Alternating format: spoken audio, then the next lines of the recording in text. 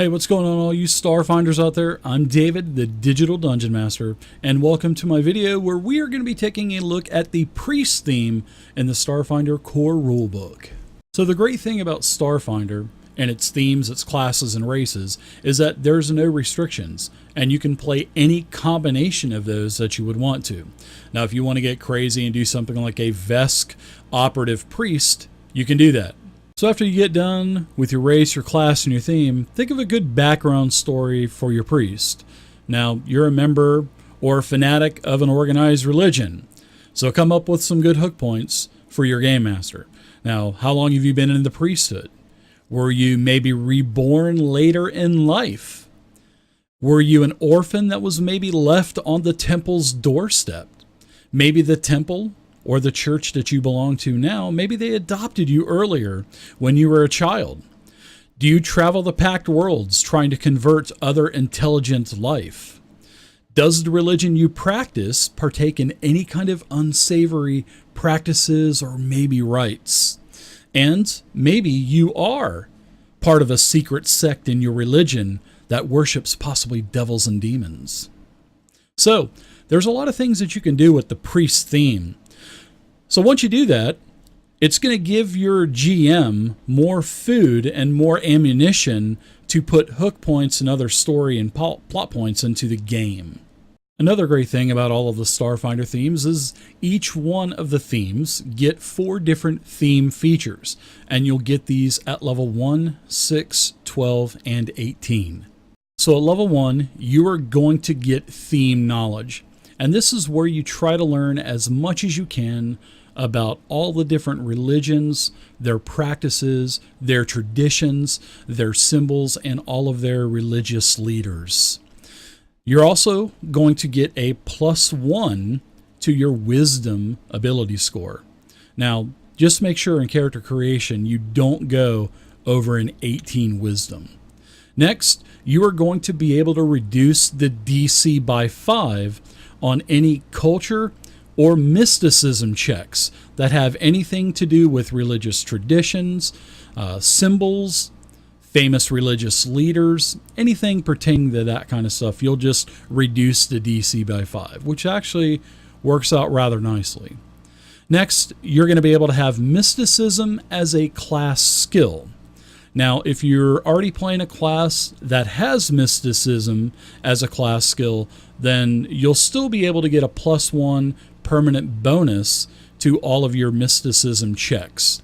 Then lastly, you are going to need to choose a deity for your theme. Now, you can go to page 482 in the Starfinder core rulebook, and there are a ton of different deities that you can choose from good to neutral to evil. Now, when you choose your deity, you're going to need to make sure that you stay within 1 step of the good versus evil or the law versus chaos part of alignment. You can go to page 24 and 25 in the Starfinder core rulebook, and you can read all about how the alignments are in Starfinder. They're a little bit different than your traditional D20 type of game, so I definitely recommend you going there and doing that. So at level 6, you are going to get Mantle of the Clergy, and this is where you have actually established quite a bit of authority and rank within your religion. Now, how this theme feature is going to help you is dealing with lay followers in your religion. And sometimes they'll agree with what you have to say. Sometimes they will agree with you. And anytime that you have an interaction with a lay follower and they have at least a helpful attitude towards you, then you'll get some type of assistance from them, be it maybe you've been traveling and you need some food, or maybe some shoes or some shelter. Maybe you have a couple of party members that have been injured. Maybe you need to be hid, and they will help you out. That doesn't even mean that maybe they don't agree with you, but with a successful check and the proper attitude, they will give you some assistance. Now, I do recommend you going to page 139 and 140 in the Starfinder core rulebook, and you can read all about attitudes there, because the attitude of the lay follower, or any other NPC for that matter that you're interacting with, depending on what their attitude is towards you, it will affect the DC. So there could be positive modifiers or negative modifiers to go with the check. Now also, with Mantle of the Clergy, you are going to get a +2 diplomacy and intimidation checks against all of the lay followers and low-ranking clergy in your religion. So +2 is actually a pretty hefty bonus.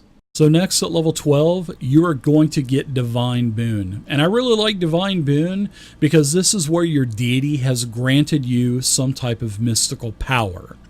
Now, what this mystical power is going to be is where you can choose a first level mystic spell. And when you choose this first level mystic spell, you need to make sure that you coordinate with your game master about how it affects and how it goes with your deity. So an example would be if you have the God of Healing, then you could go ahead and take the healing spell at level 1, or any spell that has to do with healing, maybe cleansing, anything in that nature. So if you are already a mystic, you can go ahead and add one more to the daily number of spells you can cast at first level. And you can take that spell that's been granted to you from your deity, and you can add that into your pool of spells that have been memorized also. Now lastly, the great thing about Divine Boon is that you do not need to be a mystic to benefit from getting a spell from your deity.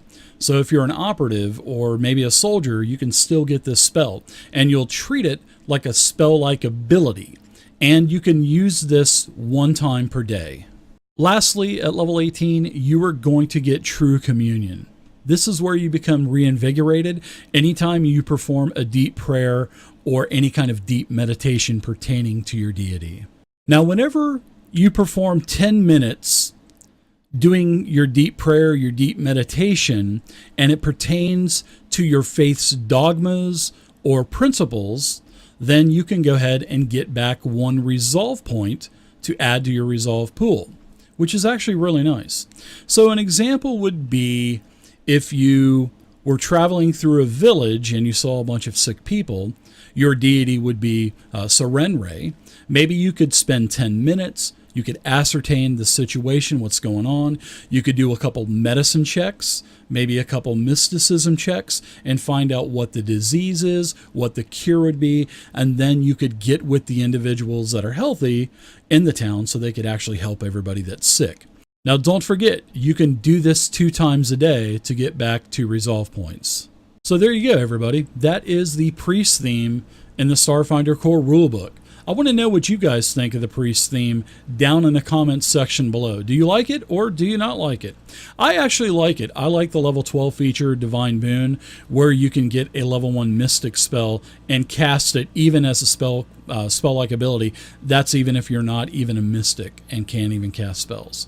So if you like this video, everybody, please do me a huge favor and thumbs it up. I would greatly appreciate it.